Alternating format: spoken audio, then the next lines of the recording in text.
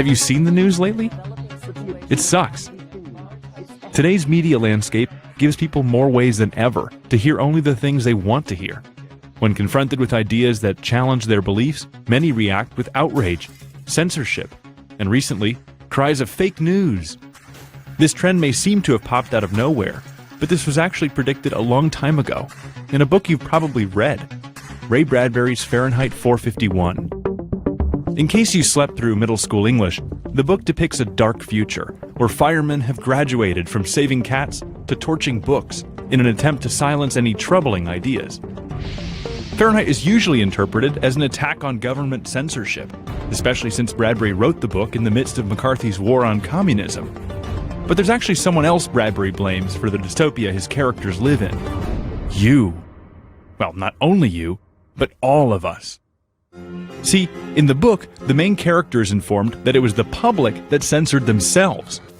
It all started with the advent of mass media. Technology advanced to such a degree that people struggled to keep up. Information rushed in from every direction, overwhelming the population. To quell their anxiety, people focused on smaller pieces of information. Beatty, captain of the firefighters, describes this change, how media has been reduced from cumbersome novels to the gag, the snap ending. One column, 2 sentences, a headline, then mid-air all vanishes. Just like that we consume and forget and consume again. Rinse, wash, repeat. The mind drinks less and less. Soon, people became addicts, conditioned to feel pleasure from frivolous content. Anything thought-provoking became downright painful. As a result, people censored themselves from any challenging ideas. They sought to be pacified, numbed, and validated. Sound bites, factoids, and vapid drama blaring out any troubling ideas. Blaring out reality. We see similar patterns with the rise of social networking and the feed. News story after news story that generates as you scroll.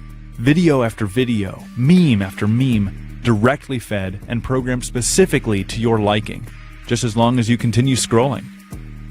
In Fahrenheit, the media concluded that it could attract the biggest audience by ridding itself of anything controversial, effectively ceding control of its content to outrage.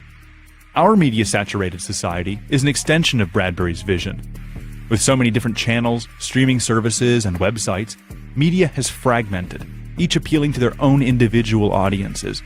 Fox News for conservatives, MSNBC for liberals, and YouTube for flat earthers. Yet each of these media outlets must pander to their audience, which is why Fox News can't piss off mainstream Republicans, evangelicals, and NRA members, and MSNBC can't piss off mainstream Democrats, progressives, and gun control advocates. The result is isolated bubbles that become harder and harder to burst. It's like Beatty said, offend as few as possible. The truth is secondary to comfort. And once someone finds their bubble, they'll label anything that challenges their ideas as fake news.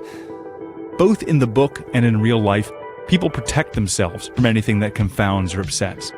They just want to continue watching and scrolling, and watching and scrolling, and watching and scrolling. So what happens next? In Fahrenheit, it's here that the government steps in, encouraging everyone to stay in the bubble and torch any stragglers, sometimes literally. Are we destined for a similar fate?